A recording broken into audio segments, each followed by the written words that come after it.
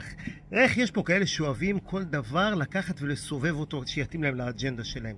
וככה מצאנו את עצמנו הערב החג עם איזשהו תקציב של כמה מאות אלפי שקלים שהולך לטובת ממתקים לשמחת תורה, שיש מי שמצא שהוא הולך מהכיס של ניצולי השואה.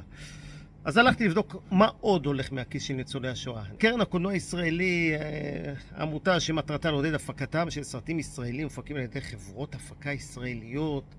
נכנסים לשם, מוצאים מקורות הכנסה של קרן הקולנוע הישראלי, כמעט 25 מיליון שקלים, למעלה מ-90% שלהם בעצם באים מתקציב המדינה.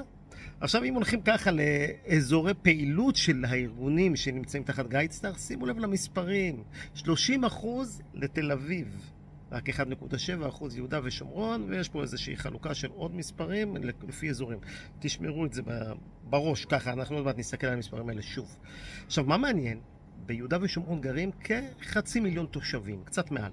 תל אביב, 500,000 תושבים, קצת מתחת. 500,000, פה 30%, פה 1.7%. לתל אביב עם פתרונים. הלאה, קרן יהושע רבינוביץ' לאמנויות.